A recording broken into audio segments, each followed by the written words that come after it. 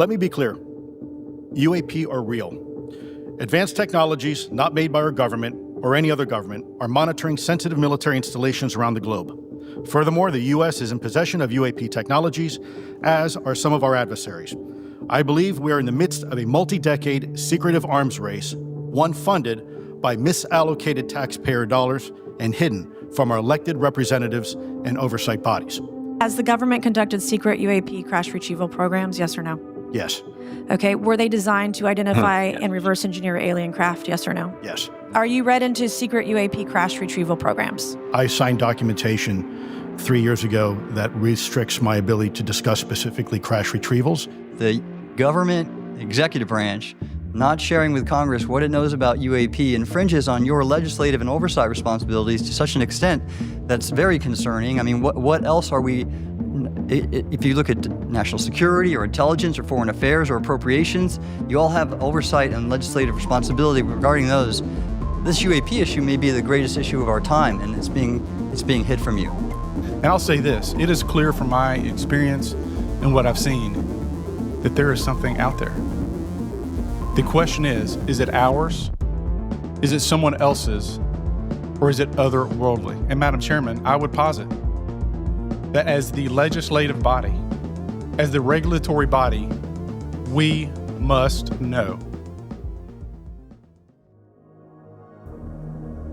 What's going on, everybody? Welcome back to the Legacy YouTube channel, the planetary headquarters for all of your celestial information. Today, we're talking about the congressional hearing that just went down, how the United States government is actually looking into and trying to create legislation about unidentified anomalous phenomena, aka UFOs, extraterrestrial brothers visiting planet Earth. This is a big deal. This is important information. You need to understand your position in the cosmos and your relationship to the cosmos. And it's actually happening. It's no longer fake. This is a reality. So we're going to dive into the nitty gritty, chop up all the fine bits, and hopefully digest it and feed it to you like a mother bird feeds a baby bird so that you understand exactly what's going on. We're going to have fun with it. I do ask you guys to subscribe to the channel so that you do stay up to date with all the future stuff we're putting out. You know who I am, XD Bake the Wise, my brother Magmasloth, and Tay Chilla below. And let's analyze what the lizard people have to say. Jump right into it. Disclosure is coming. It's here. United States Congress members are grilling whistleblowers, witnesses, industry insiders, however you want to call it. We got some great witnesses that are on the stand, and they're asking them questions about disclosure, about how is this information being hidden? Because last year, in the middle of last year, in July, whistleblower David Grush with the National Geospatial Agency, who was assigned to the UAP task force, which was initiated by Congress, previously written into law, hey, go get the UAP information from the different agencies, come back and report to us. And he came back and he quit his job at the UAP task force, quit his job at the NGA, and said, something wrong is happening. UAP, essential UAP information is being hidden from Congress. What they're not telling you is that we have recovered non-human intelligence, we have recovered non-human craft and biologics. We 100% know that this is not our tech, and this has been happening since as late as the 40s. And those are some of his big claims. And so this is actually the second hearing that's happening. And it's Congress is continuing to try and figure out and get to the bottom of this because it is deep. It is very hard to get this information, but I think we're going to get it. We're getting there. Hell yeah. So disclosure, what does this mean for the people? Finally, because, this channel kind of has that cosmic angle on everything. We're trying to turn your Earth brains into galaxy brains. We're going to filter it through, our lens, what it means in a normal aspect, but also how it pertains to all the forbidden scrolls that we read, Obviously, we're going to look at it through the forbidden scrolls, legacy type of lens, what it means for current day society and popular culture, and also what it means on a true galactic sense, because we know aliens are real. We know angelic beings, celestial personalities exist.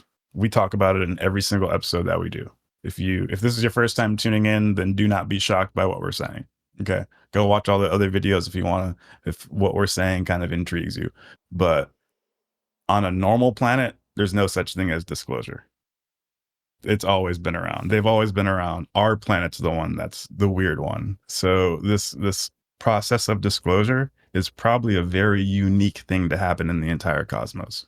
Doesn't happen very often because normal planets are already integrated with that Star Trek Galactic Federation. Shout out to my flag right here. But seriously, this is normal. It's only our planet that's screwed up because of the Lucifer rebellion, because of the celestial leader of our sector kind of rebelled and went wild 200,000 years ago. And our planet got put in quarantine in this weird, what would you call it? In this weird state that doesn't allow extraterrestrial communication to flow freely, and their presence not to be here on an everyday basis. To us, we're still questioning if they're even real or not.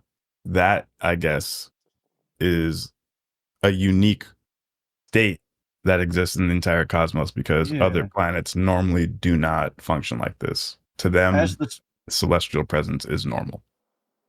Yeah, as the story goes, had things run smoothly with the celestial benefactors that dropped down, 500,000 years ago, somewhere in Mesopotamia would have existed a headquarters for the planet, and we probably would have been at this state with highways and cell phones and all that maybe thousands of years ago. But as the mythology unfolds in just about every world religion, with the Anunnaki or the Nephilim, there was some great fall, this rebellion, and we've been apparently put in a quarantine, just all the communications cut off from the rest of the galaxy to keep this kind of mind virus of the rebellion from spreading. Apparently, there's a handful of other planets also quarantined in rebellion. From my understanding, we might be the youngest species to have been swept up in this rebellion. A lot of the other planets out there might have been a lot more older or advanced when they were faced with that decision. But that's something we can speculate on as well. How much of the UAPs are actually beings from other worlds?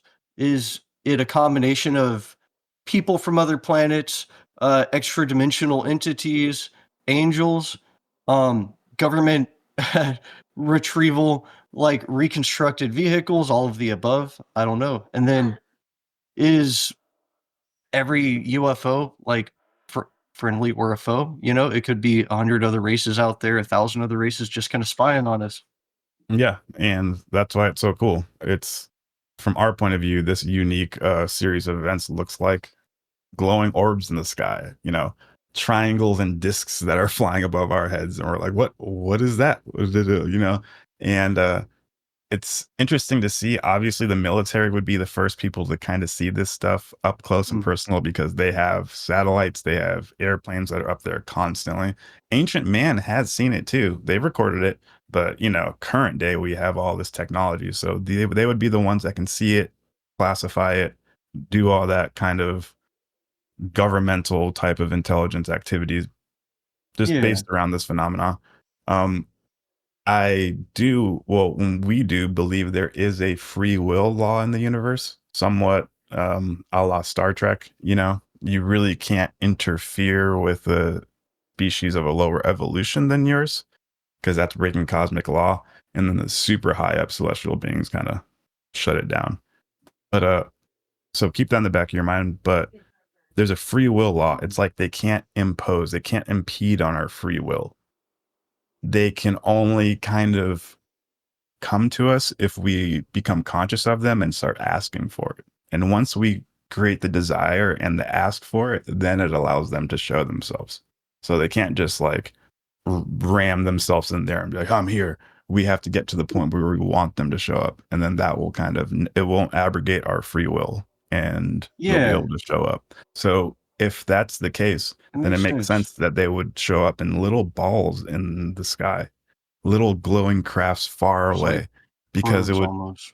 exactly it wouldn't be impinging on our free will. It just make us look up and be like, oh, what's that?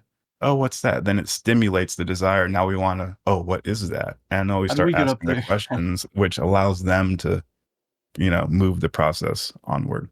So this is how the beginning of this contact would look. And strap your boots because we're going on for a ride. The government's now coming out and having congressional hearings about this topic. Before it used to be called a woo-woo, a crazy. They actually talk about it a couple times in this hearing, how, used to be a crazy person if you said you saw these, but it's not, you're not anymore. It's a true thing. And the sad thing is our government has been lying to us about it and been calling us crazy for it while they've been studying it and understanding it the entire time. Yeah, And that that's kind of messed up. Makes me feel weird and it rubs me the is. wrong way. Yeah, like at the very least, as a people, we need to destigmatize at least having open-minded discussions and speculation on what if, what else is out there, and just kind of having fun with it, exploring possibilities. I think what happens is because it's a taboo subject of anything that falls outside of our standard uh, preconceived idea of what reality is, I guess, our universe framework of what we understand. Uh, that's relegated to like private discussions, or then you get people who actually are mentally unstable who start thinking about this and they're like, you know, how am I the only one who thinks about this? And so you get like schizophrenic types and all that who will go all out. And when that's some of the only coverage you get over that is kind of crazies talking about it, it just muddies the waters. And then, of course, we could argue whether or not there are even psyops to kind of make you look crazy by talking about this. We're going to dive into a couple clips here from the hearing, give our little analysis, and see if we can tie it into the cosmic organization. And there are regular questions that Americans have.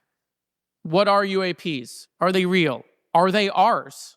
How has this technology been developed? How do they get funded? Right?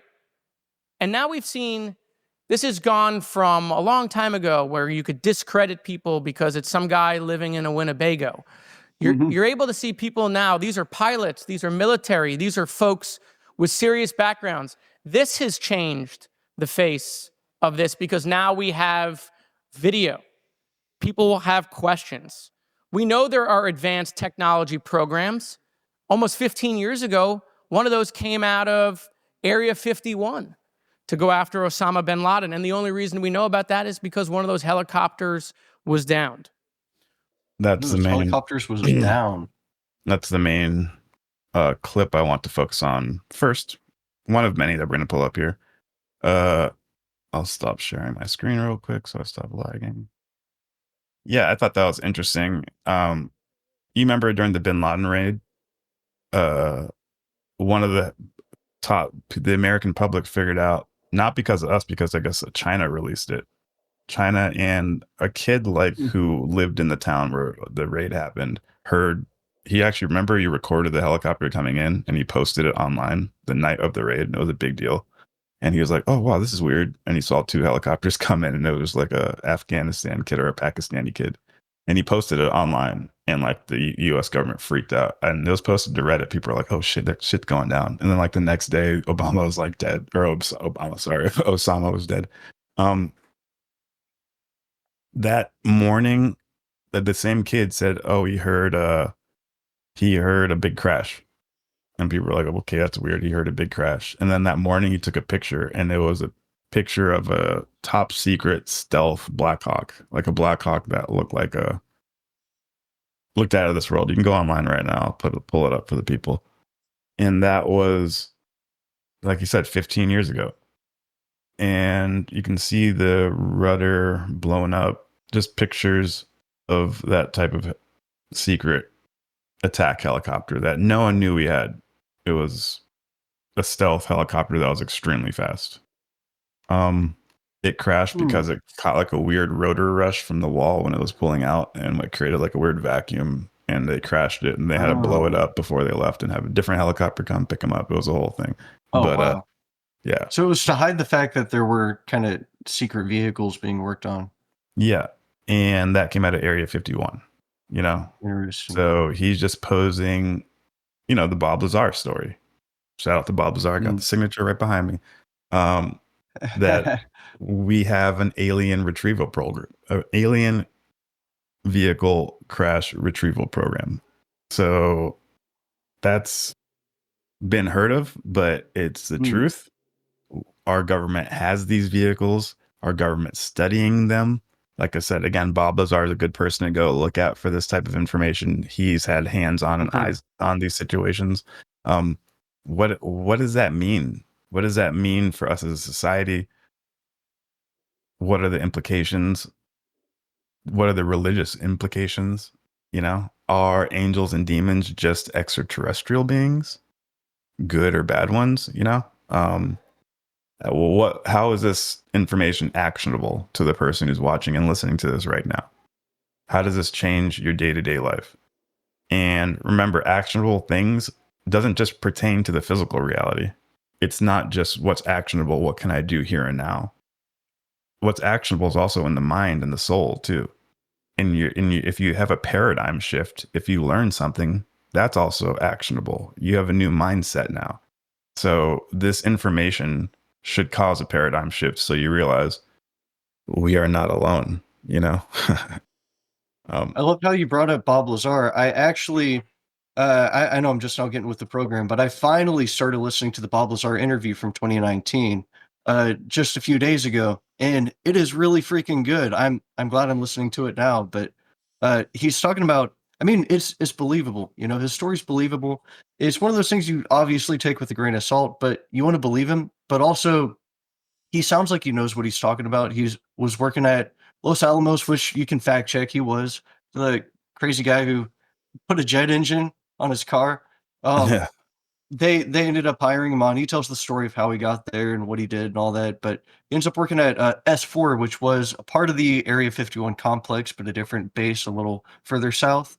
And he talks about one of the problems is how deeply compartmentalized everything is, you know, because of the measures they've taken to ensure secrecy. Everyone works on a small fragment of something, you know, so he gets his hands on a reactor, which he says kind of shattered his concept of reality when he realized it was actually generating a gravity field. It was the sphere, and as he tried to put his hand up against it, he couldn't.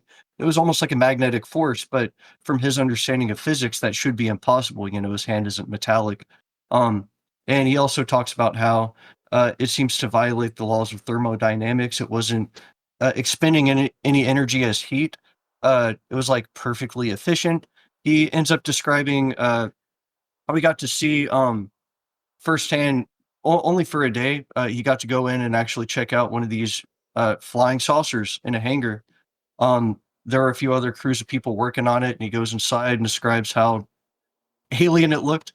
And long story short, he gets the flight test schedule, and you'll have to listen to the story if you haven't already. But he's getting paranoid that he might get fired. The government had tapped his phone, which he had agreed to, but they found out his wife was cheating on him. He doesn't know that, but he's getting paranoid, so he brings some friends over to secretly watch some of these secret flights going on, and he ends up getting caught tailgating or something out in the field watching this. But it's fascinating. It's as events have unfolded over the years with David Grush coming out at the previous congressional hearing, and then this one here, it just further adds evidence and support to his story that, you know what, maybe he's telling the truth. Maybe the government has been hiding something, and they just don't even know how to come out with this kind of information at this point, you know? Yeah, I would say Bob Lazar is a good example of a whistleblower who came out a while ago, said he was one of the firsthand guys that was working on these reverse engineering programs. The story made it all around the world, and that's why everyone knows Area 51 as associated with aliens. So really fascinating story. He's kind of, stuck to his main story all this time.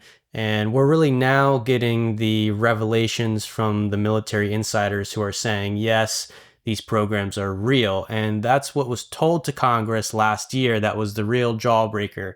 And that's why they're mentioning some of these things in this hearing now, because Congress is attempting to substantiate these claims about the reverse engineering alien craft. Because there's also a problem of a bunch of taxpayer money being put into these sort of black budget programs, or they call them special access programs. So Congress is attempting to substantiate those claims, and they're having a really hard time doing it. And that's what we're kind of going through. Now, I do want to mention here that Mr. Moskowitz, when he's talking about Area 51, he's not linking that to alien stuff at the moment. He's just saying, we have some of our own advanced aircraft coming out of Area 51 that we don't even know about. And we need to get to the truth, the fact and the truth about, what are UAP? If some of it's our own and it's special access programs, we need to know. If it's non-human, we need to know, and we need to keep our mind open. So I have a clip here that I'd like to kind of show here, and it's actually Moskowitz here explaining a bit more on just how hard it has been to get some of this information, and how there's some people in the government that do not want these hearings to happen. So I'm gonna share my screen and we'll roll this clip. This commitment in transparency is vitally important, and unnecessary overclassification has led to a void of information, which has allowed theories over the decades to foster. When the American people and members of Congress ask, are reports of UAPs credible, we're met with stonewalling. We're met with responses of, I can't tell you. And in fact, we're met with people not wanting us to have hearings. We're met with people not wanting us to ask you questions. In fact, many of us were told not to ask some of you certain questions on certain topics. In a time of heightened distrust of our government institutions, I believe more transparency is not only needed, but is possible. And obviously, we can respect national security limits, but we also have to provide our constituents with the information and oversight that they have tasked us for. As part of this, government agencies must maintain open lines of communication with members of Congress. And there are regular questions that Americans have. What are UAPs? Are they real? Are they ours? How has this technology been developed? How do they get funded? Right? And now we've seen this has gone from a long time ago where you could discredit people because it's some guy living in a Winnebago. You're able to see people now. These are pilots. These are military. These are folks with serious backgrounds. This has changed the face of this because now we have video. People will have questions. We know there are advanced technology programs. Yeah, and so we got the last half of this clip, but yeah, there's Mr. Moskowitz just kind of presenting how all these classifications they get so deep that they allow conspiracy theories to like expand, and people kind of know that they're true, but then there's like never any comment on it. And now we're like 30 years later after Bob Lazar, and only now we're getting the confirmation that yes, the reverse engineering program was there all that time ago. And the American people have questions. Everyone has questions, more than just America. We're like, why is this taking so freaking long? And yeah, it does. The trust in government institutions, I hope we can get some type of trust back. And through this process, this is the first time I've ever watched subcommittee security hearings. And it's actually getting me more interest and like trust in government. I'm like, oh, this is the process that our elected representatives have to go through to like get this. Like, oh, it actually makes more sense now. Like, this is what disclosure looks like. Yeah. Isn't that crazy? Yeah, this is probably the most I've been interested in actually watching like government hearings in my life. And it's the UFO subject that got me into it, I guess. Look at how cool it looks. A guy with the American flag draped behind him and the real US government having a congressional hearing. This is amazing. Yeah. This is like, it makes me so happy just to see him talking about this so passionately. They're basically doing like a podcast live.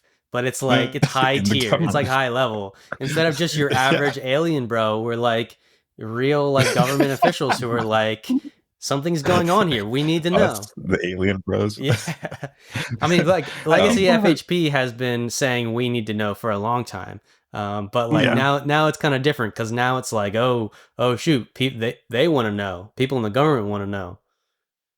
Well, I think one of the reasons we're all so interested in this naturally is because we want to know our place in the cosmos, and a sense of something greater. And it's something I think a lot of people sense that there's something off about what we're taught. I mean, obviously, religion isn't something we can all agree on, and I understand good reason for that. But at least opening up the discussion of allowing people to feel a sense of mystery and curiosity for what we can't understand. And a Yep. lot of this UAP phenomenon is beyond our understanding, but it's something we're also deeply intrigued in. I mean, imagine if collectively as a nation and as a planet, globally, we can start discussing our place in the cosmos and what if we are a part of some greater community. Yeah. And like what you were talking about before, how it kind of got me and got yourself more interested in, civics and the government process, legislation. I was even, getting a refresher. I obviously learned this and still knew it, but I was looking more into it the other night after this, just exactly how the government works. And I think it's important that, our viewers and listeners kind of have a basic understanding of civics as well. We have three main branches of our government: the executive, the judicial, and the legislative. This is called the systems of checks and balances. They're all pretty much equal in power, and it prevents dictatorship. It was the first time this has appeared on Earth in its form that is so strong, and that's why it's threefold, three leaders, and you have to check through all leaders, and two of the bodies are made up of multiple people or groups of people.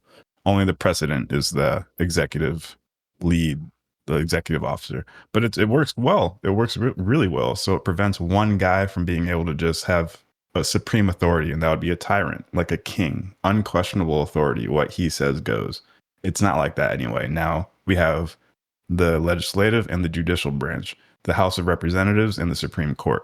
Those two groups check the president to make sure the president ain't going crazy. If he wants to go to war, he has to run it through Congress and the Supreme Court. He can't just be like, well, technically there are some certain commands. He can send the United States Marine Corps for 90 days without congressional approval, which is kind of cool. Whatever. Do you think the political structure could have been a low-key revelation? The fact that it's kind of modeled off the Trinity, I do. That's another topic I want to talk about. How, Father, maybe representative is related to the Son, and they say what the Most High's rules in the kingdom of men. Yeah, That's exactly. a biblical quote. Yeah. I love it. I do think the American government is almost a divine revelatory institution. I do believe that deep down in my heart. It feels, it's been corrupt, which is actually perfect segue for the quote I'm about to pull up, which I will in a second. But I do want to keep talking about this because it ties into it. Exactly what Moskowitz is saying. Now that we get a brief understanding of the systems of checks and balances, now it's called the law. It's illegal for a party of the government to withhold information from Congress, because Congress the House of Representatives is made up of Senate and the Congress. You can't hide information from the House of Representatives, the Congress, and the Senate. You can't. It's illegal. And the Department of Defense, the Pentagon, the military industrial complex, who Eisenhower warned us of. I don't have that pulled up, but we should pull up that video. What Eisenhower warned us of, the military, they have been lying to Congress. They have been lying and withholding information to the most supreme authority within our entire federal government. And that's not cool. Heads might roll. And if we're talking about it honestly, that in itself could prevent high key players from coming forward, because they know it's criminal. They don't want to get charged. So I'm not going to come forward and say it, because then I'm implicated, So part of the thing that people are talking about in government, and I think needs to happen, is amnesty. amnesty for these people. Nothing will happen to you. The only way these deep players will come forward is if they know nothing will happen to them. So hopefully that's the path we go down, because he's talking about getting stonewalled. They're requesting for information at every turn. Moskowitz is saying they're actively getting turned down, denied, stonewalled by these generals who think they know more than them. These people who aren't elected, they're just in the Department of Defense. We didn't pick them, They don't have the authority. They should be. The Congress is made up of representatives from every state, dude. Which, shout out to Tennessee. The representative of Tennessee, Tim Burchett, is spearheading this movement. He's the guy who got that 12-paper document on the record. Nice. He's from Tennessee, so shout out to Tennessee. It's cool to see our state. Hell yeah. Caring about this, another interview that took place in Tennessee that's kind of related to this. And I bring it up. It actually really exposes the level of repercussion of trying to reveal any kind of corruption in the deep state. But the controversial Candace Owens just interviewed a CIA officer, a former CIA officer, Kevin Shipp. He talks about how during his time with the CIA, he had found a vulnerability within their servers that allowed actual intelligence operatives to be exposed to. The guy's name is Kevin Shipp. Although okay. I imagine there's probably a similar interview out there. Okay. He found a vulnerability which exposed intelligence officers to the intelligence agencies of other nations. And he kept sending in requests, and then he would call in. They're like, "Oh, we never got your documents, whatever." So he actually came in, handed in the paperwork over the desk, showed up a few days later, and they're like, "We never got your documents." And he keeps asking about it, and they're like, "Listen, you got to stop asking about this, or else," basically. Sure enough, he ends up stubbornly pushing on it, and the story is really interesting how he tells it. But his family starts to get really sick, like bleeding from the gums and stuff. He thinks, "Is there some mold infestation? What's happening?" So he goes in with a black light in his attic, thinking, you would use a black light to check for mold or whatever. And he sees these brush strokes being painted all over his attic that are revealed with the black light of some chemical that had actually been deliberately, like someone had broken in and painted this chemical in his attic that is suddenly making his family sick. So it was kind of like he had been shadow banned by the shadow government, and in such a subtle kind of way that it couldn't be traced. He couldn't exactly blame who was trying to kill his family, make him sick or whatever. But it's pretty creepy when you realize, even for something like that level of disclosure, just a security vulnerability carries that kind of consequences with it. What happens when you actually try to reveal full-on alien disclosure? Yeah.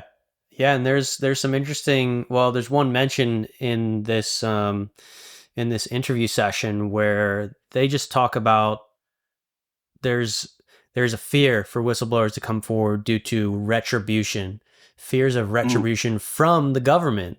They're afraid of the people sort of above them that they worked for, coming after them for becoming a whistleblower. Now, what's interesting is that Congress, a couple seasons ago, they implemented a whistleblower protection bill, and it was specifically worded to try and bring out firsthand witnesses who knew about these UAP and crash retrievals. And they gave a provision that said, look, you can come to Congress or come to the Inspector General, and you can actually break your NDA and tell him about the existence of these programs, and you will not be held to the NDA. But there's still a fear that from those people that are coming forward that there's going to be retribution, secret retribution, and David Grush talked about that, how there was an attempt at a couple different retributions when he came forward as like an official whistleblower before he went public and did the News Nation interview. So government don't play, dude. Yeah. This is the holy grail. There is nothing more top secret and classified than this subject in the United States government, because there is no higher topic. This is the highest topic. Do celestials exist? Yes, they do. What are they doing here? What is our relationship to them? How do we fit in the picture? just to keep it fun, I always say, like, what would it be weirder if the alien ship landed and off came squid-looking people with tentacles, or they walked out and they looked exactly like humans? Like, Weird. what would be Right. trippier? Yeah. But yeah, shout out to Moskowitz talking about how the Department of Defense is lying to the congressional body. That doesn't make any sense. Yeah. I want to pull up a quote real quick. This is from the Urantia book, from paper 173. This is actually when Jesus cleansed the temple. 173, 111. Okay. And this is just showing, you guys remember that from the Bible, the famous story of Jesus uplifting the tables of the money changers. Yeah. And there's a bunch of memes of it, like when I get pissed, I'm gonna be like Jesus and he gets the whip and start whipping animals. Well, this is from the Urantia book, what we consider the clearest and precise most testimony of the master's life. And Jesus, spoiler alert, Jesus is the leader of all the extraterrestrials. Ding, ding, ding, ding, ding. Trigger some people. All right. So when he was alive in physical form 2,000 years ago under the name of Yeshua ben Joseph, he did this. This cleansing of the temple discloses the master's attitude towards commercializing the practices of religion, as well as his detestation of all forms of unfairness and profiteering at the expense of the poor and the unlearned. This episode also demonstrates that Jesus did not look with approval upon the refusal to employ force to protect the majority of any given human group against the unfair and enslaving practices of unjust minorities who may be able to entrench themselves behind political, financial, or ecclesiastical power. Shrewd, wicked, and designing men are not to be permitted to organize themselves for the exploitation and oppression of those who, because of their idealism, are not disposed to resort to force for self-protection or for the furtherance of their laudable life projects. That's Jesus Christ, the leader of all the ETs. That was his disposition. He, first of all, looked down upon people who refused to use force to protect themselves. And B, looked down upon a bunch of rich people hiding technology and hiding secret from the masses in order to maintain a one-up above everybody else. And that's exactly what's happening today, dude. And let's be real. We got to push back. We have to. Like they say, I want to bring up this clip before the end. Louis Elizondo talks about the importance of the people and Congress banding together. That's the only way we got to this congressional hearing is because of the public interest and that we have the majority. We have the power. All of the government is below the people. The people are in charge. That's how our government is set up, period. And like when we want to know, we need to know. So that's why we're making this podcast, to get people aware and to ask this question. These people should not be allowed to stand behind political, financial, technological power in order to maintain power over us. This technology needs to be shared. It needs, like, all of this stuff has great technological implications. The amount of technology that we could be harnessing, it could bring us from a civilization type 0 to a civilization type 1 type of population, or I forget the exact terminology, but you know what I'm talking about. That Fermi scale, an era of light and life, or per the Urantia book, the era of light and life. That's just what it is. Like, and yeah, I got my extra thick tinfoil out right now, so I'm putting on my hat. Just like there's warring factions in between the government, the DOD, and Congress, there's warring factions in heaven, the positive celestials versus the rebel celestials, such as Lucifer and Satan. There's also rebel factions within the elites, the people who actually run the planet. The government doesn't really run things. The rich people do. The banks do. Have you heard of the Rockefeller family? And you've heard of the Rothschilds? two of the most richest families to ever exist. They've owned the European banking system and they own the American Federal Reserve, but they hate each other. They're fighting for power constantly. They do not like each other. They're always trying to one up each other and get more power and use legal and judicial moves and tactics to one up the other and push the other out of markets and stuff like that. And they're fighting for power, and they own parts of the military industrial complex, you know? So no matter what, I know it's sad, but I mean, unless we can really band together as the people, if that alien spaceship is in a bunker made and financed by the Rothschilds or the Rockefellers, it doesn't depend on whether or not we vote to open that door. That family is going to keep it a secret, you know?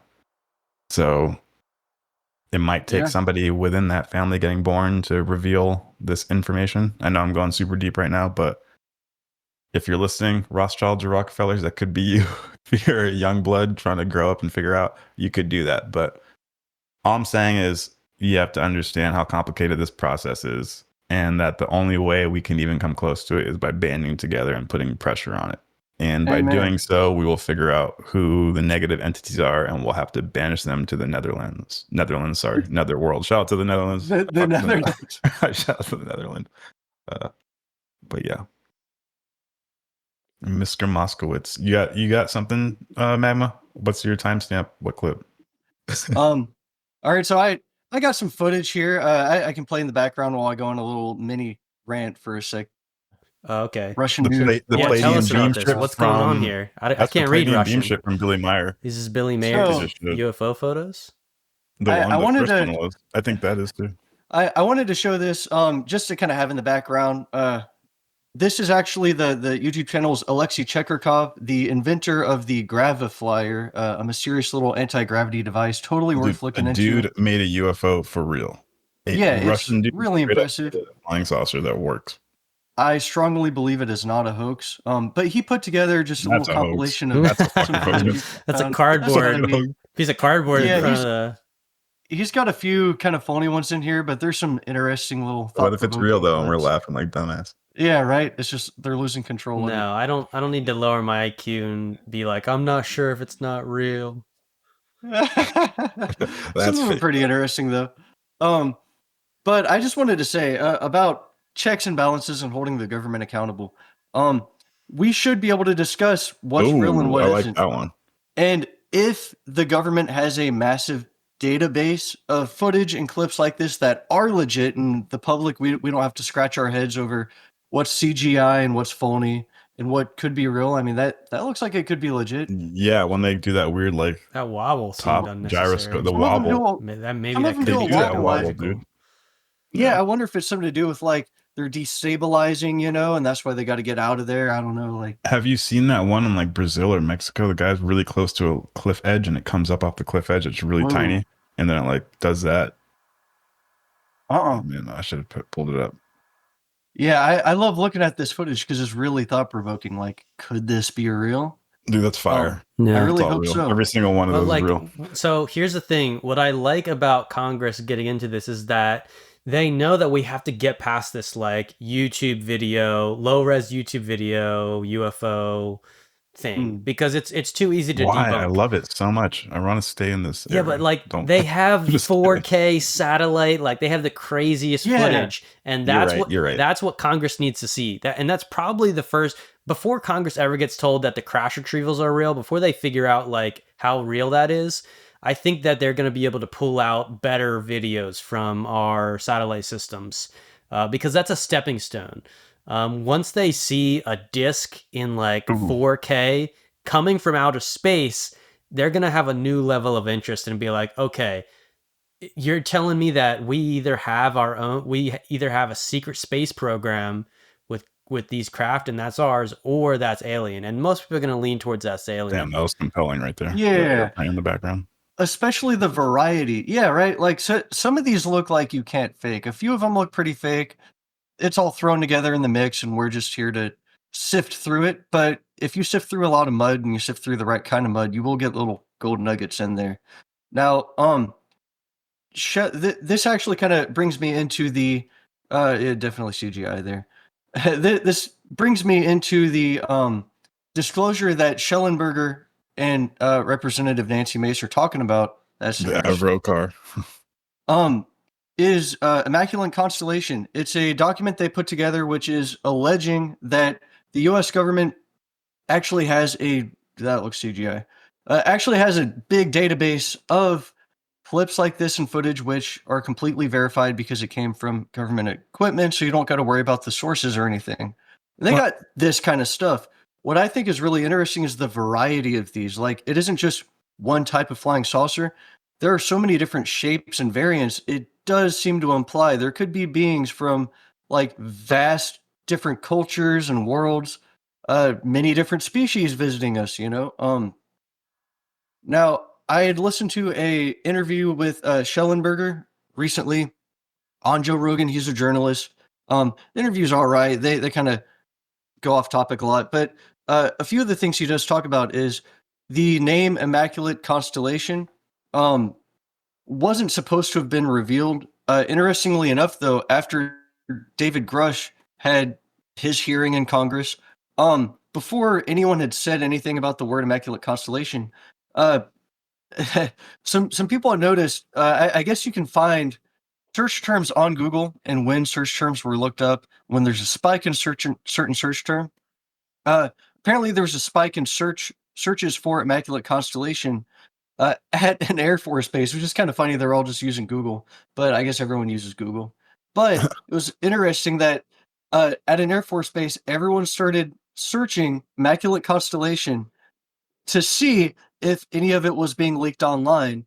And then the records were scrubbed afterwards. But that alone raises some eyebrows. Yeah, that does. Lends some credibility to this document. Good data pool. Good shit. Is that before Michael's article came out? Because Michael's article was the first sort of public revealing. So you're saying before Michael Schellenberger, the journalist, revealed the name Immaculate Constellation, from which he got from one of his sources, there was actually an Air Force base location where that name was being like searched. And so after the David Grush hearing, and they were trying to make sure. Okay, so that name sort of got out within the Air Force base as a potential thing, and now I assume that we only know about that spike in retrospect, where after Michael talks about it, then people go back to the search history, and they see that around the time of the Grush hearing, there was a spike in the search, which is really interesting because it means that a certain segment of people knew about that name. And I guess they were able to link it to a specific Air Force base because of IP addresses. Can tell you the kind of average location of where somebody's at. That's really interesting. They were just checking to make sure it didn't get leaked. I only got maybe another minute of these before. Just a few more minutes. Now, I got a couple clips about the Immaculate Constellation mentions during the hearing, so I think that'd be great to play next. Are you gonna play that part, or is that? He's just showing us UFO videos, dog. I'm just showing. He's just like let's pause the show and watch. You had that Michael Schellenberger clip. I got this one. Schellenberger clip. This one. There you go. All right, let's go. Asshole.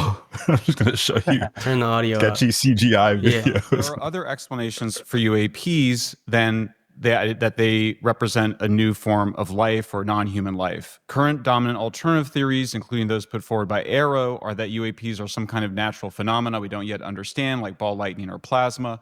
They could also be part of some new U.S. or foreign government weapons programs, such as drones, aircraft, balloons, CGI, hoaxes, or birds.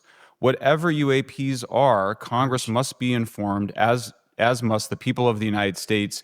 We have a right to know what UAPs are, no matter what they are. However, we now have existing and former U.S. government officials who have told Congress that Arrow and the Pentagon have broken the law by not revealing a significant body of information about UAPs, including military intelligence databases that have evidence of their existence as physical craft. One of those individuals is a current or former U.S. government official acting as a UAP whistleblower. This person has written a report. This is the report that says the executive branch has been managing UAP NHI issues without congressional knowledge, oversight, or authorization for some time, quite possibly decades. Furthermore, these individuals have revealed the name of an active and highly secretive DoD unacknowledged special access program, or USAP. The source of that document told me, that the USAP is a strategic intelligence program that is part of the U.S. military family of long-standing, highly sensitive programs dealing with various aspects of the UAP problem. The new UAP whistleblower claims that the U.S. military and IC database includes videos and images taken using infrared, forward-looking infrared, full-motion video, and still photography. The report that was just shared with Congress says Immaculate Constellation serves as a central or parent USAP that consolidates observations of UAPs by both tasked and untasked collection platforms. Immaculate Constellation includes high-quality imagery intelligence and measurement and signature intelligence of UAPs, the whistleblower's report adds. The sources of this intelligence are a blend of directed and incidental collection capabilities, positioned in low Earth orbit, the upper atmosphere, as well as military and civilian aviation altitudes and maritime environments. The report to Congress details in detail various UAPs, including spheres, orbs, disks, saucers, ovals, triangles, boomerang, arrowhead, and irregular organic. The report describes various incidents found in the human intelligence databases. One involved orbs surrounding and forcing an F-22 out of its patrol area. In another incident, the crew of a Navy aircraft carrier watched a small orange-red sphere rapidly descend from a high altitude of 100 to 200 yards directly above the flight deck of the CVN, or aircraft carrier. Yeah. And since my reporting on this Immaculate Constellation last month, another source came forward who told me that they saw a roughly 13-minute long, high-definition, full-color video of a white orb UAP coming out of the ocean approximately 20 miles off the coast of Kuwait. It was filmed from a helicopter. Then halfway through the video, the person said the orb is joined by another orb that briefly comes into the frame from the left before rapidly moving again out of the frame. The person discovered the video on SIPR, the Secure Internet Protocol Router Network, which the DoD uses to transmit classified information. That's probably a good stopping point. What I wanted to gloss over here in this document, there's a lot of really interesting stuff in this document. I would totally recommend just skimming through it. It's pretty easy skim. There's examples there. First of all, there's an explanation of what this is. What is the unacknowledged special access program called Immaculate Constellation?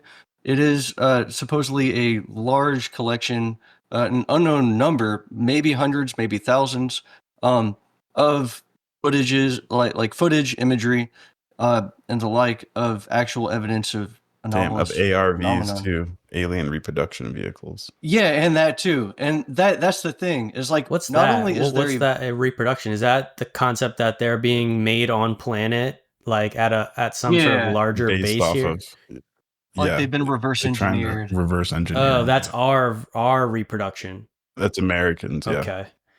Which, Yeah, remember, and- the Law of One said in the 80s that at that time we had like 500 craft of our own that used gravity type technology, which I find interesting. The Black Fleet, yeah. That is pretty The interesting. Black Space Fleet. In this document, there are plenty of examples here: cuboid formation of metallic orbs, Sintcom, Indopacom, Indonesia. Yeah, we'll have to read this for one of the Intelligence episodes vessels. coming up for You sure. do that. That'd be great. One thing I wanted to point out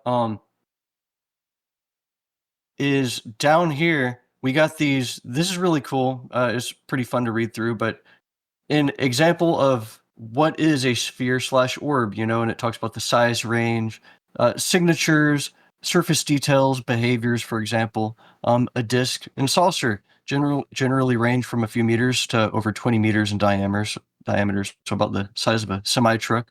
Talks about behaviors and all that. What I think is really interesting here is irregular/organic. Highly variable from small compact forms to larger, more sprawling structures. Movements range from slow drifting to rapid acceleration, often unpredictable. Some reports include unusual sounds or the absence of expected aerodynamic noise. Electromagnetic effects are common, often described with bioluminescent qualities or shifting colors, particularly for floating brain or jellyfish types. And descriptions vary widely from smooth fluid-like surfaces to complex articulated structures. There's one example in this document that really stood out to me in that regard, which was this Northcom jellyfish UAP crosses U.S.-Mexico border on USG, I believe that's U.S. government networks. There exists FLIR, what was that, like infrared footage of an irregularly... infrared. Oh, there you go. Footage of an irregularly shaped UAP flying across the southern border. The UAP appeared in FLIR to be modeled irregularly, with hot cold emissions, and approximated a jellyfish or floating brain with hanging appendages in appearance. The UAP flew against the wind with no visible means of propulsion, maintained an unnatural rigidity in its movements and flight path, and maintained a comparatively low altitude to geographic features. In appearance and behavior, footage of this UAP violating the airspace of the southern border resembled the same class of UAPs observed near Department of Defense facilities in Iraq and Afghanistan. There exists at least one compilation video of this class of UAP, sourced from DoD Force Protection Assets and Theater ISR, not sure what that is, which uses this footage as a point of comparison. I have actually seen one video example of something in the Middle East that was pretty anomalous. It's a famous jellyfish video. I just listened to a couple podcasts featuring the Sarah Gam, who worked on the UAP task force doing analysis of a lot of this imagery, and she did say that they analyzed the jellyfish video and they talked to like the operators of the cameras at the time, and she said that with confidence their identification of that was that it was not UAP, but that she couldn't say what they concluded that it was because it was classified. So I mean, I like her interview. I trust that what it basically sounds like is that maybe that in that case, that jellyfish one may have actually been some type of maybe stealth drone that is American. So yeah, I don't know. I just wanted to throw that comment in. But yeah, let's D-Bake, do you have any other quotes on Immaculate Constellation? I think I probably have a couple. Yeah, I do. From Mr. Green. I got it up right now. I'll share. Oh, cool. Something. What I wanted to ask you guys about the irregular/organic type of UAP is, what does that imply? Does it imply that not every craft is actually people from another world building a vehicle to get here, but maybe some of it is also extra-dimensional creatures we don't yet understand? There are maybe other phases of reality. I don't know. It's pretty weird. Maybe those are alien craft and they're just freaking it's dolphins, weird. Bruh. Maybe they're dolphins probes. Got their organic The craft, their pods, their levitation pods. Yeah. There's people need to realize that the universe is vast, teeming with different types of consciousnesses, and they all appear very differently. Some are physical creatures, physical extraterrestrial, biological entities. Some are interdimensional entities. Some are pure spirits that you probably couldn't even see if you tried. These are multiple different forms. There's even humans that look like us that can phase into invisible. They're not celestial beings, but they were born on our planet from celestials, and they're part human. Creatures? The midway creatures. So they appear in many different ways. So just keep that in the back of your mind when we're digesting all these concepts, because any video you see, you have to first say, is that a merontial spiritual being that's existing in a different dimension, phasing into our dimension, or is it a physical craft that's actually showing up on our planet? Like, so they're not all the same. I'm going to play a little bit of a clip that has to do with kind of what you were talking about. This is from, I guess, the document. Defense, sources from within the Department of Defense. I'm not willing to reduce the potential universe of where my sources might be. Okay, moving on. In this report, Mr. Elizondo, for reference, several types of allegedly alien craft or possibly alien craft or unknown aerial phenomena, what we used to call UFOs, are described. Spheres and orbs, discs and saucers, oval or tic-tac, triangular shape, boomerang and arrowhead, and irregular or organic. Mr. Elizondo, does that summarize to you the types of craft that we're discussing today? Sir, that is a general morphology, historically speaking, of many UAP. So that's all I really wanted to show, is just more piggybacking off what you were talking about and the different appearances. You were reading directly from the report. He's obviously getting it from the same report. A lot of variety. I do want to bring up this quote from the Keys of Enoch. Ooh. Key 204, specifically talking about the different vehicles that the Space Brotherhood uses to traverse interstellar, intergalactic space. There are different classifications. He calls them Merkaba vehicles. There's certain Merkaba vehicles that can only go to certain parts of the universe. Other types of Merkaba vehicles can go into different thresholds, different dimensions of the universe. And you can kind of tell what kind of species it is based off their vehicle.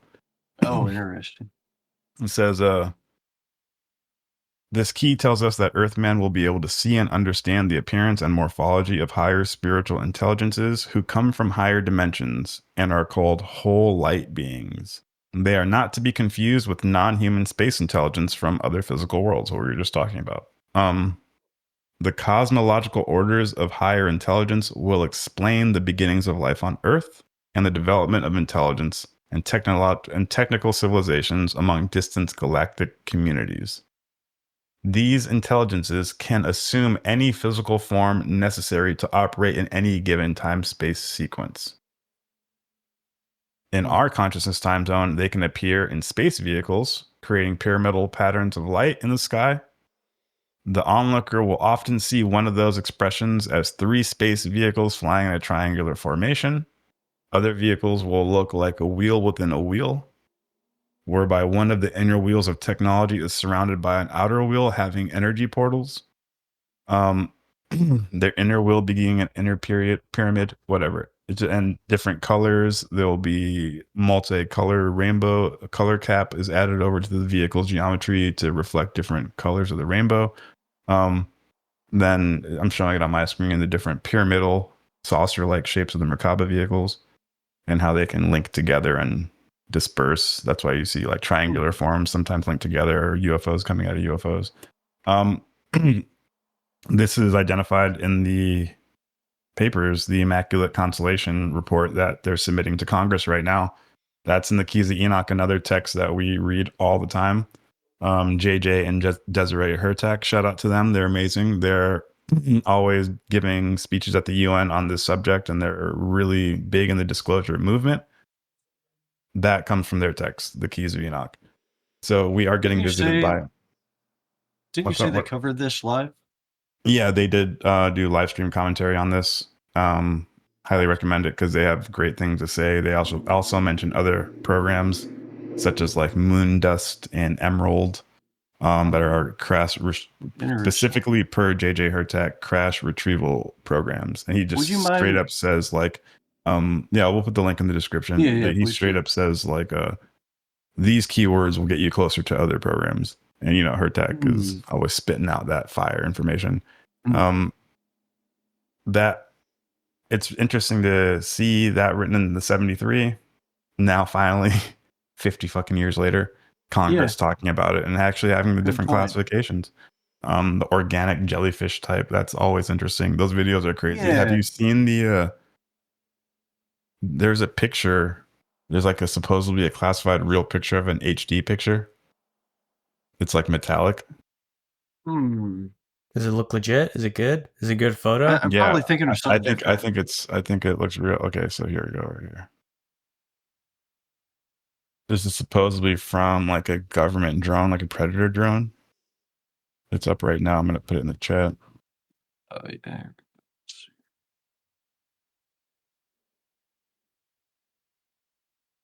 Oh, that does look super similar.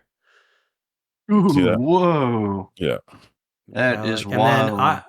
So is that the floating brain? I think there's like a there was a weird like edit where somebody did some filters on the other jellyfish UAP video, and bro, I swear to God, it looked like there was a person sitting in there, just like operating. Oh yeah. I think I know. I know what you're talking about. It's got almost like a green tint to the windshield. Looks like a head, a head like operating. So weird. Yeah. Now what's this? This second one, what is that? Mercury, freaking Mercury in the sky. What is that? Looks like watery. Yeah, like liquid metal, maybe some Mirancha material. What it seems to imply is that there are different means to the same end, and that maybe most races on most worlds, assuming there are 10,000 worlds in our galaxy or something, most like standard vehicles, the general shape people come upon is a flying saucer disk because it's streamlined. It's got like rotating synchrotrons inside of it or something, but maybe there's other ways to generate a field that encapsulates your vehicle and allows you to like defy the laws of physics and the limitations to zip through time and space, and maybe what if there's a gas giant world out there and some creatures floating on spongy masses and they create these jellyfish looking vehicles, There's probably some weird ass looking people out there, I would imagine. Yeah, and I want to share a clip here. So we got a lot of concepts floating around, but specifically Congress is wanting to know, like, from the witnesses, are these, like, how do we know, like, what can you show me that proves that this is non-human? And now I have two clips here that Mr. Elizondo is going to answer, and he's going to give his position on, is this human? Is it non-human? So here we go. Let's see like why is Elizondo so convinced that there is evidence for non-human craft? So here's the clip. Let me be clear. UAP are real. Advanced technologies not made by our government or any other government are monitoring sensitive military installations around the globe. Furthermore, the U.S. is in possession of UAP technologies, as are some of our adversaries. I believe we are in the midst of a multi-decade secretive arms race, one funded by misallocated taxpayer dollars and hidden from our elected representatives and oversight bodies. For many years, I was entrusted with protecting some of our nation's most sensitive programs. In my last position, I managed a special access program on behalf of the White House and the National Security Council. As such, I appreciate the need to protect certain sensitive intelligence and military information. I consider my oath to protect secrets as sacred, and I will always put the safety of the American people first. So I'll stop that one there because his kind of reading there is full, but definitely watch that full clip because that's just an example of Lou is specifically saying there are advanced technologies not made by our government or any other government, and they're monitoring our military installations. Now I'll go to another section where Miss Mace here ask Lou, are these human or non-human craft? So here's this clip. All right. Okay.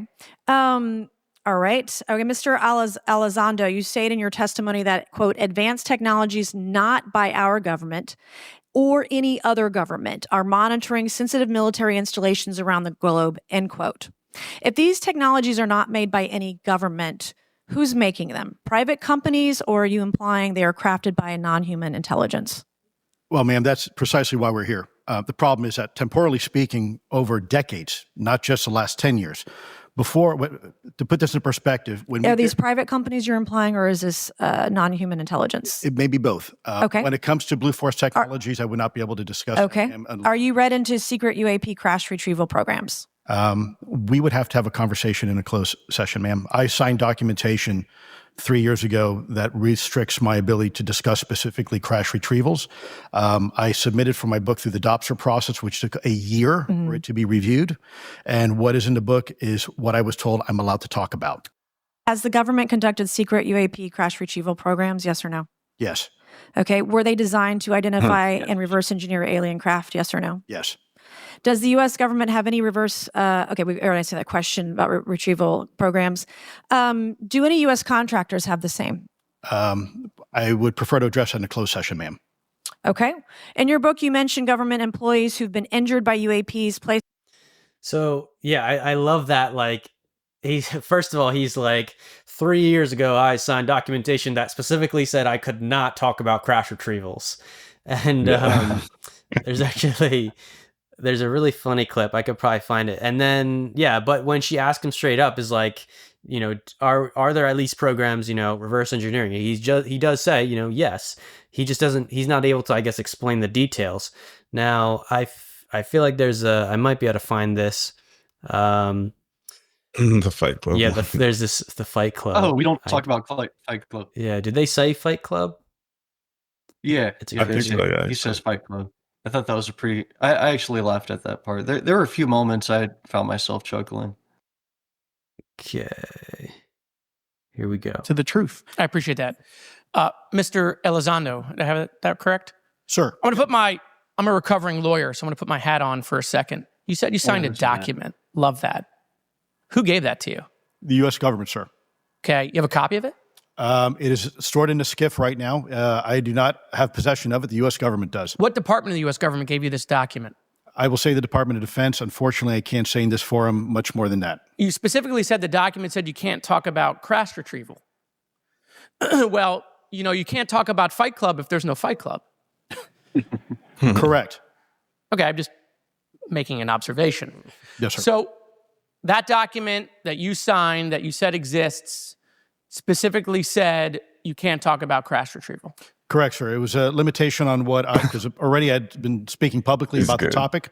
And so the document said you can continue saying X, Y, Z, but you cannot discuss the topic. When you give me the atmosphere of signing this document. You're in a room by yourself? I'm in a SCIF with a security officer, sir. Just one-on-one? Anybody else? There may have been an assistant as well. It was in a SCIF within a Department of Defense facility. Give me your background real quick.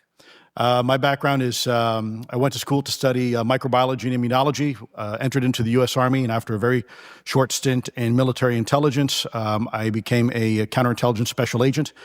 As a civilian, later on I became a special agent in charge, running investigations in counterterrorism and counterespionage primarily, with some experience in counterinsurgency and counternarcotics. And then in 2009 timeframe, when I came back to the Pentagon after a tour with the Director of National Intelligence, I quickly became part of a program that was originally called OSAP that evolved into the program now called ATIP, which is where those videos that we now see, the Go Fast, the Gimbal, the FLIR, that was part of our effort, sir. Right. So you're not some conspiracy theorist. You actually have a legitimate background. Well, sir, I'm certainly not a conspiracy theorist. I'm fact-based, just say facts. So when you're in this room, I want to paint the picture for everybody. You're in this room, you're by yourself, you're in a SCIF, you're handed a document. How long is the document? It's about a page front and back. So basically you have some things they call trigraphs, which I cannot, again, talk to. How long were you given to sign the document? As long as I needed, sir. What if you didn't sign it? Well, I suspect there'd be repercussions. I wouldn't have access to certain information. Were you allowed to ask a lawyer, or weren't allowed to ask for a lawyer to review the document? It wasn't an option, but they probably wouldn't have allowed me to, because the document itself was pretty explicit about you have to be. Wait, you're putting me in an interest. Let me try to thread the needle here. So yeah, this is Lou just kind of talking about the minutia of these NDAs, and I think it's so interesting because it does kind of reveal that at some high level, the Department of Defense is allowing Lou to say a certain amount of things, and even in his book has to go through what they call the Dobson review process, where people at the Pentagon, they basically have to read through his book because he's talking about his time during these programs. They have to read through and decide if anything that he says would actually be breaking like classifications about ongoing programs, because he can talk about things in a general sense, but if he's too specific, then it's a problem. And then when every Navy SEAL releases a book, they have to do the same thing. Yeah, and so it's interesting to think that at some high level they are allowing him to say some stuff, but they're not allowing him to talk about crash retrievals. In my mind, the context of I get that's happening, and Lou kind of explains this more in his book, is that there seems to be kind of two factions. One is the old guard legacy program managers who, they kind of have this mindset, that got initiated in the 40s, which was, look, these craft, it gets classified above the Manhattan Project, above the nuclear weapons, because it does involve weapons and advanced technology. And it seems like that's like the sort of old guard who has kept this super secret, maybe done some illegal things to make that happen. And they're also the ones that are making it so hard for this information to actually come out now. And so Lou is actually part of the new guard. ATIP as a program that he was put on was initiated by like Harry Reid, Senator Harry Reid. And this team is not a part of the legacy UFO program managers, but because it's kind of looking into the same thing, they start to butt heads with the existing legacy programs. And Lou, in his book, talks about how they're trying to set up this meeting with the contractor because the contractor tells them, yes, we have a alien craft, and it's a major liability to actually keep this under our like wing. And it's also, I think he also tells them it's also been difficult to extract value from it. So essentially it's a big liability. And anyway, so in Lou's book, he talks about how his ATIP team is trying to schedule this meeting to come see the craft. And the contractor's like, look, if you want to get in, you need these documents approved from like higher up in the military or the Navy or the Air Force or whatever. And turns out they don't get the documents. They don't give it to them. So that's like some of the context of this sort of new guard, old guard. And David Grush would be a part of this new guard as well, who's like just pulling up the curtain a little bit and be like, oh my God, look at these skeletons in the closet. So it's really wild to kind of picture this, because it's like a drama unfolding, and I can see what's happening. A lot of people can't really see the context. They're just like, wait, UFOs are real? Like why would we think it's alien? And it's because we have a rich history that's been covered up for so long. We do. And yeah, I love seeing this in real time. Of course, wish it could go faster, but everything moves at the pace that it can. This is the pace that we can move at. And I'm just glad that Congress is getting involved, because this is the next step forward. It's not even helpful if another whistleblower comes forward and like shows you photos of an alien, because then you're like, how do I know the photo is real? This will not become real unless the U.S. Congress gets sort of direct access to the legacy knowledge, the documents of what exactly we have, and the context. We need the context, because you can't just pull out a photo of the alien and say, this is from Area 51, because we need to develop the context in the mind of Congress, in the mind of the public, of how this is possible, how this is real, before you bring out the sort of smoking guns per se. It's also worth noting, this guy, for example, Luis Elizondo, he's a former head of the Department of Defense. He's not just some guy who maybe worked for the military who's saying some things. He actually had a very trusted high position and access to a lot of this information. So that adds a tremendous amount of weight to everything he's saying. A lot of these big whistleblowers here, like their claims do hold a lot of value just because of the trusted positions they had been in before disclosure. Ready? Yeah. Thank you, Madam Chair. Mr. Elizondo, does any branch of the United States government or defense contractors possess technology? Sir, there's documentation that I believe was submitted for the record that was approved for release by the U.S. Pentagon, by the Department of Defense Office of Pre-Publication Security Review, and it states one of the reasons why my predecessor program, OSAP, was trying to collect material of unknown origin. Was it successfully collected? It was not. What happened is that there was an aerospace contract company that requested to divest itself of the material that was collected in the 1950s. Unfortunately, that didn't actually occur. So let's dive into that. That's the Bigelow Airspace, correct? Bigelow Airspace. Bigelow Airspace in the 1950s. Whoa, hold on. Does he confirm that? What? There was a journalist, Christopher Sharp, who said that there was a transfer between Lockheed Martin, Bigelow Aerospace, and the CIA. So no, it'd be Lockheed that's asking to divest themselves. What I can say is, I would think Bigelow to me is newer to the scene, much newer. Yeah, he wants access, but yeah. Says Bigelow was an aeronautics airspace. So yeah, either way. In 1950, an aerospace contract company requested to divest itself of UAP material, which is interesting to note. We have to follow the paper trail. The documentation just further lends credence to the fact that these things are here and they're real. Another quote I want to pull up from 216 when they're talking about our space brothers. I have two last questions.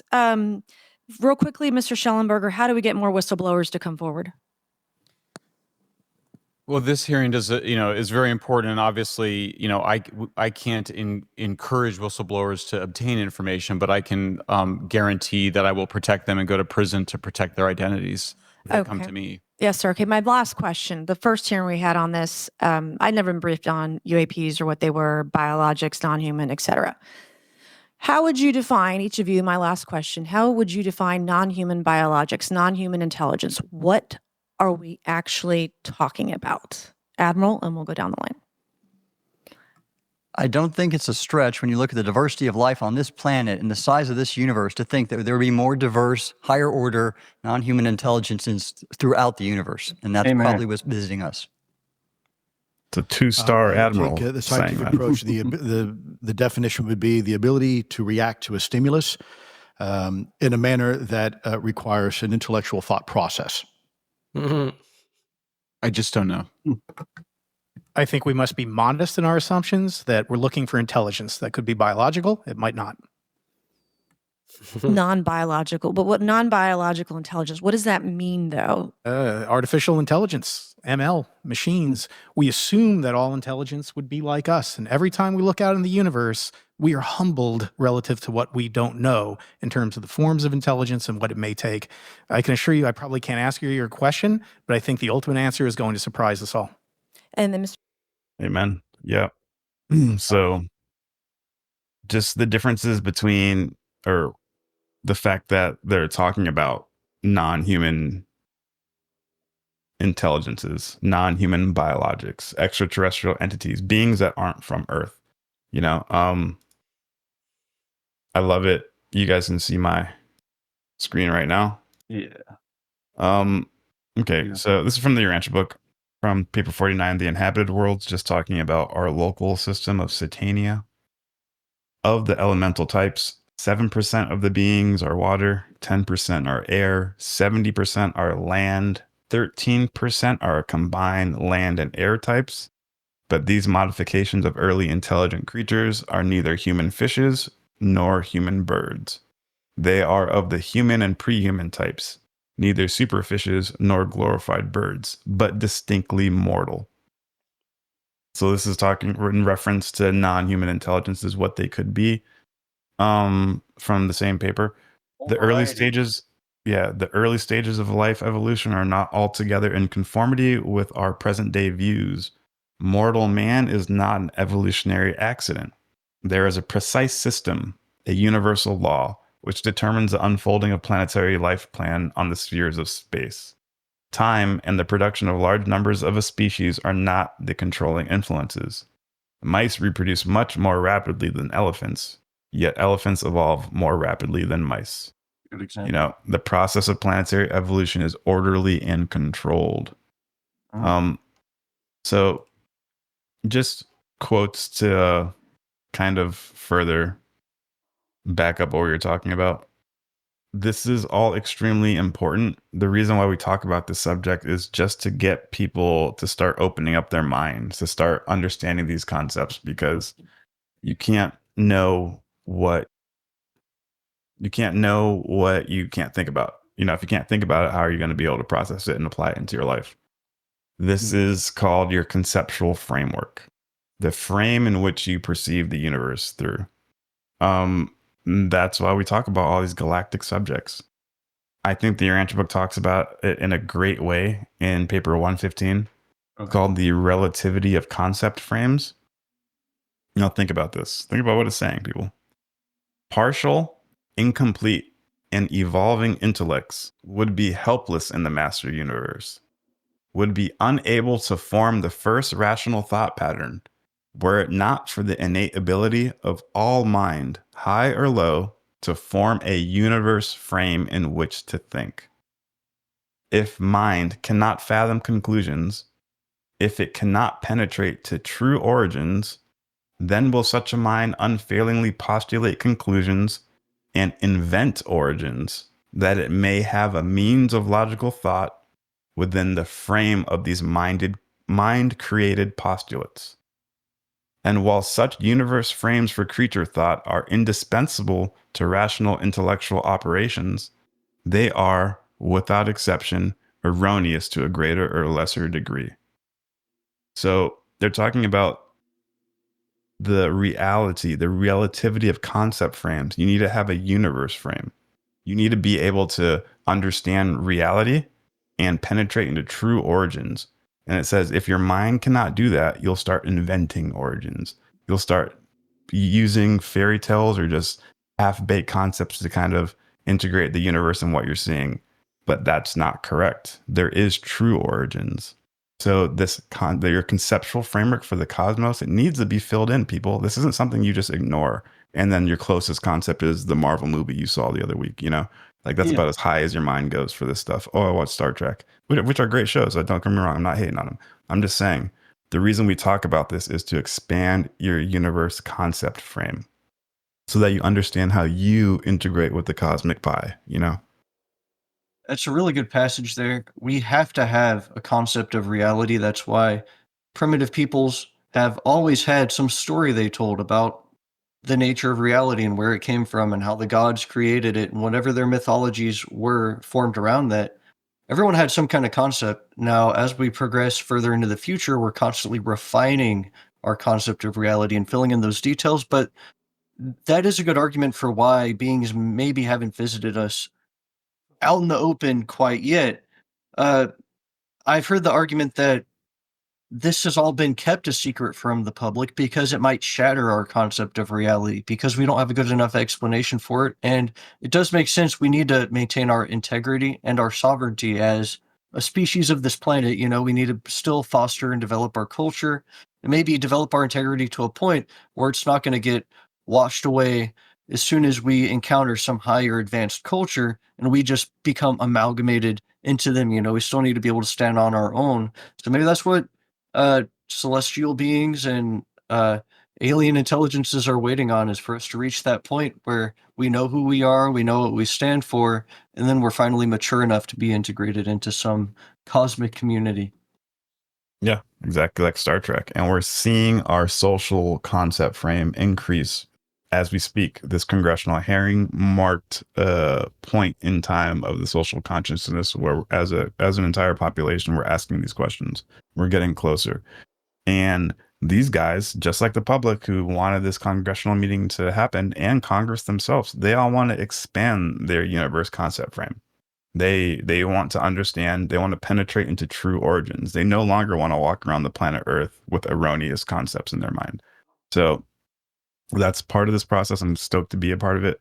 I hope that if you're listening and watching, that you not only enjoyed our commentary on it, but it did kind of fill in some of the gaps on those concept frames. The universe is more beautiful, mystical, and cooler than you could possibly think. It's way cooler than any Marvel movie or any Star Trek episode. So you should be excited that you're part of it, that within your lifetime, you got smartphones, the internet, and aliens. Like, come on, Yeah, dog. right. Like The ain't nature nothing of better than that. reality is a lot more mysterious and a lot weirder than any of us are willing to admit. And how much weirder would it be, to riff on what you said at the beginning of this discussion, but how much weirder would it be if aliens existed and there is life on other worlds, or if we are truly alone, just some accidental fluke, some anomaly of life evolving on this world, isolated, the rest of the universe is dead? Sounds pretty weird to me. You know, it sounds, considering the fractal nature of reality and how patterns emerge everywhere, that conditions are present. I feel like the universe is teeming with life. Now, on that note, I got one more thing to show y'all. If you don't mind, I'll share my screen here. Yeah. There is a continuing disclosure, kind of an interesting update here, and something to look forward to this upcoming Thanksgiving. All right, so I'm sure y'all have seen this video before, but I'll play it just in case any of the viewers haven't seen it. A guy named Jesus Christ, man. Victor had recorded this. Apparently, he was working in a deep underground military bunker, and he got this footage of an actual alien that was being interviewed and kind of held.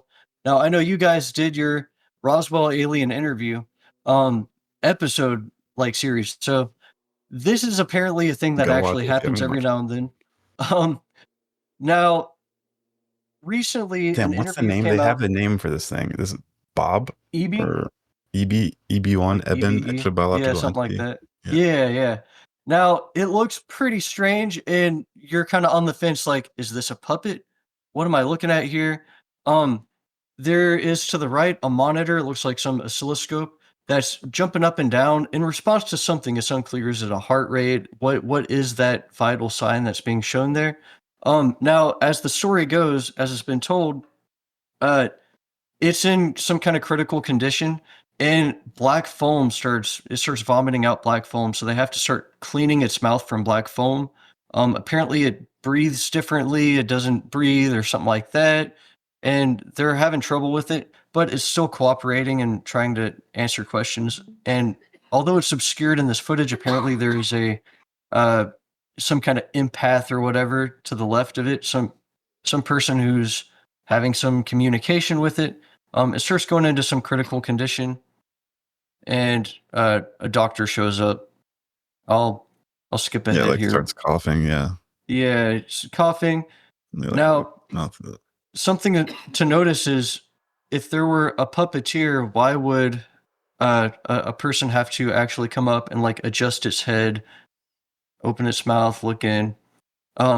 Also, it would be unusual if there were a puppeteer when you see someone standing behind it and there's people standing all around this thing. Now, you can find this clip for yourself. Just look up alien interview. Victor was the guy being interviewed. Well, there is actually some original footage that was brighter. The footage was originally this Victor guy. He brought it to a company to actually kind of modify the footage to put it into a little documentary, and that's where it came from. It was like 2008 or something. This earlier footage was brighter, and there was more stuff visible, like a military badge.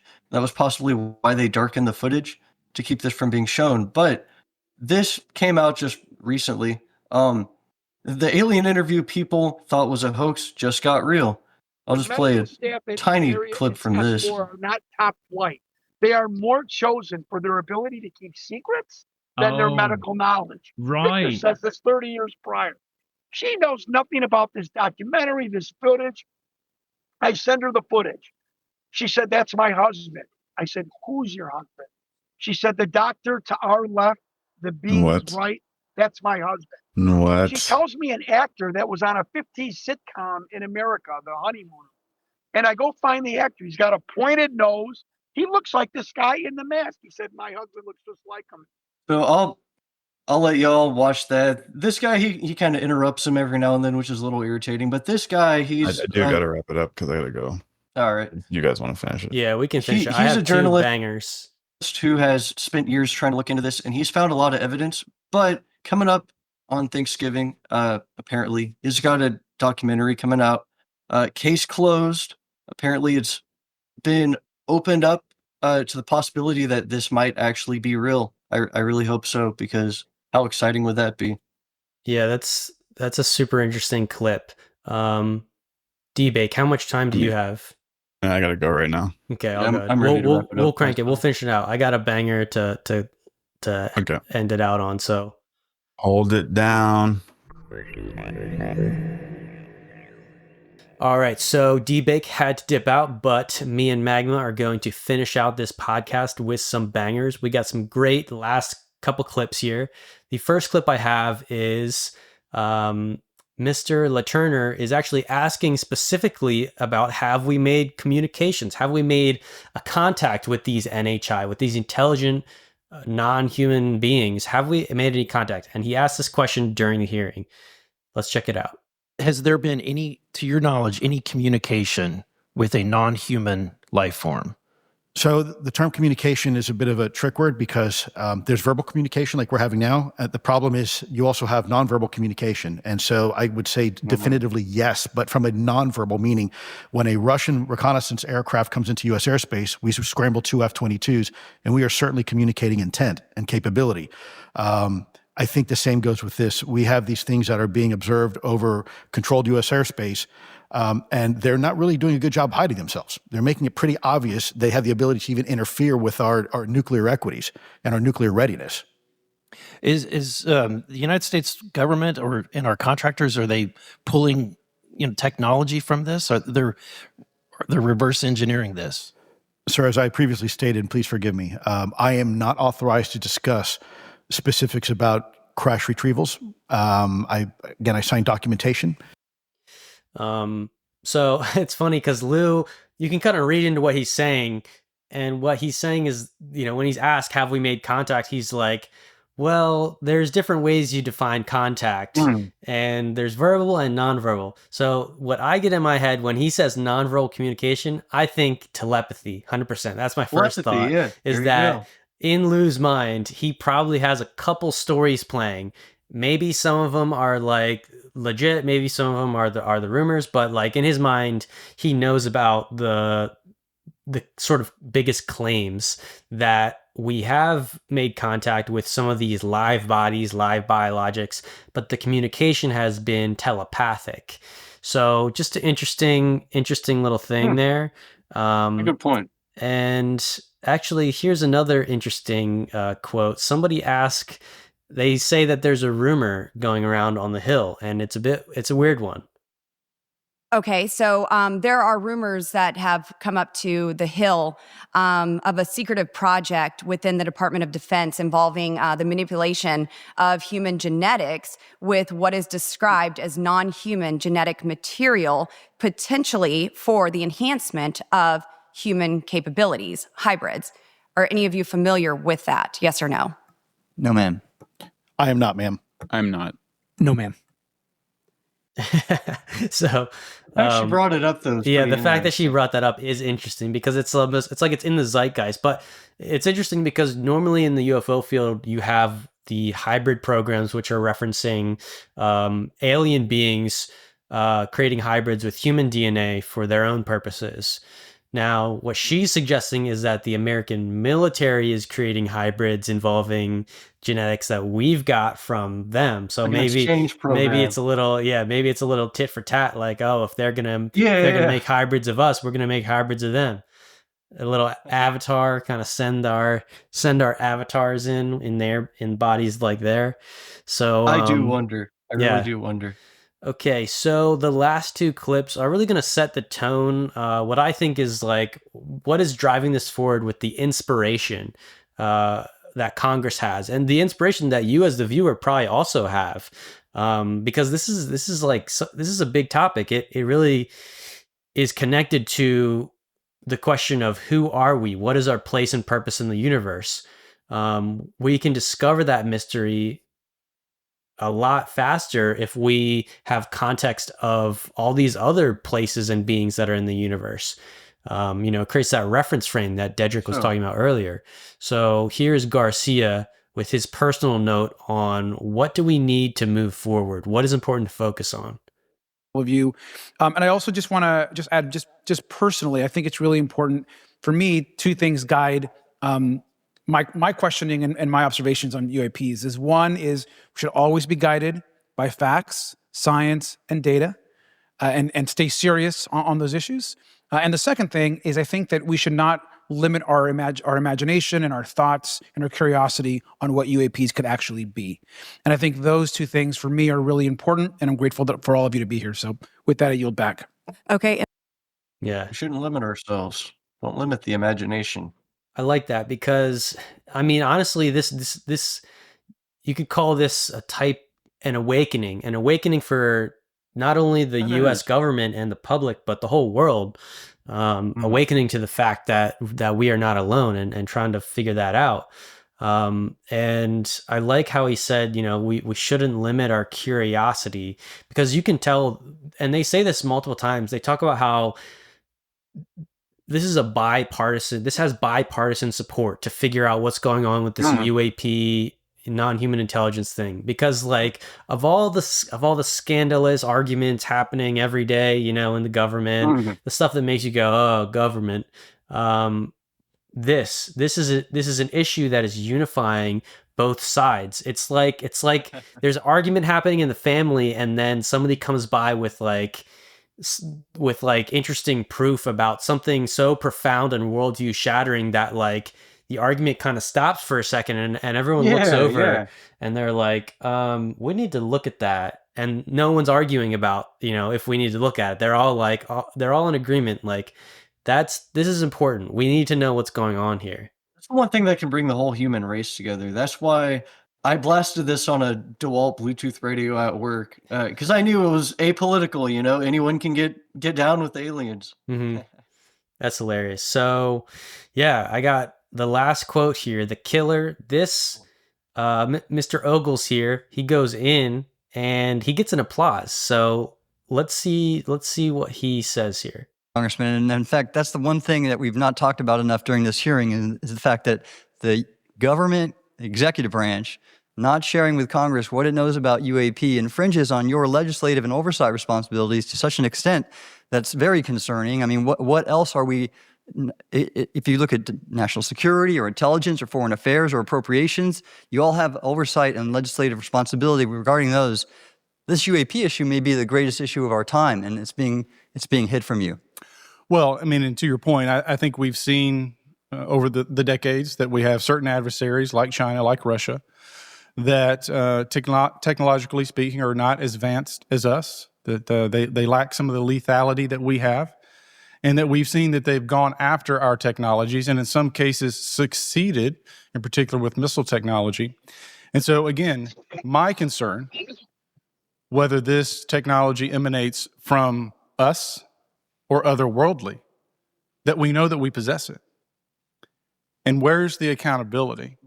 Where are the stopgaps? What are the guarantees that if this were to fall in enemy hands, that it isn't immediately weaponized against us?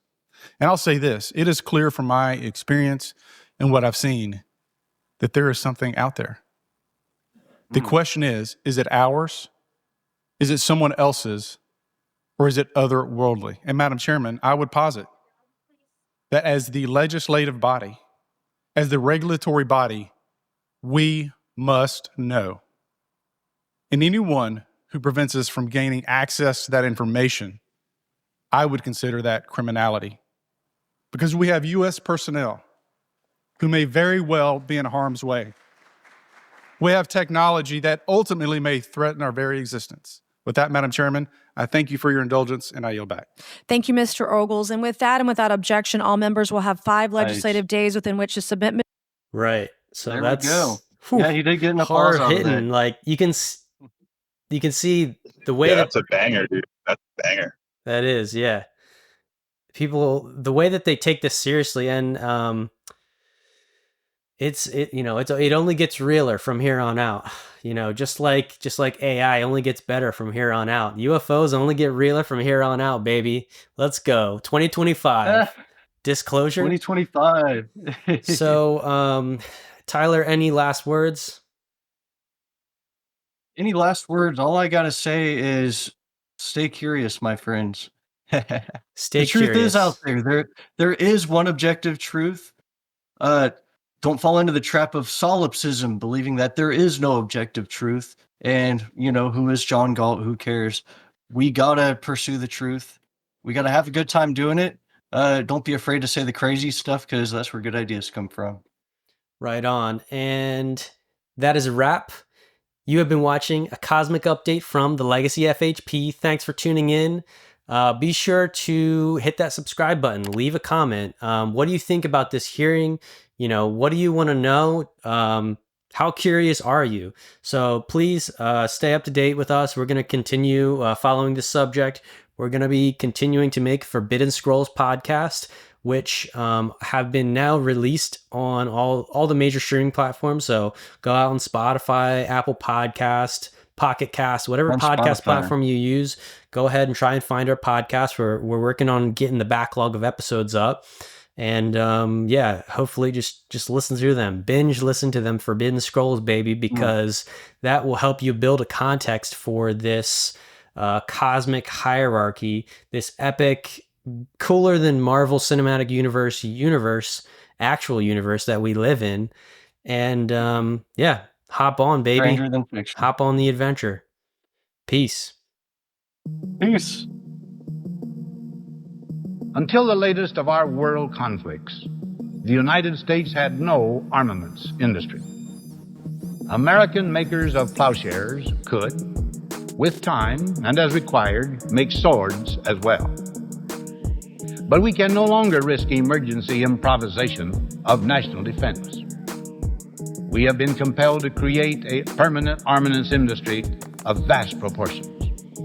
Added to this, 3.5 million men and women are directly engaged in the defense establishment. We annually spend on military security alone more than the net income of all United States corporations. Now, this conjunction of an immense military establishment and a large arms industry is new in the American experience. The total influence, economic, political, even spiritual, is felt in every city, every state house, every office of the federal government. We recognize the imperative need for this development, yet we must not fail to comprehend its grave implications. Our toil, resources, and livelihood are all involved. So is the very structure of our society.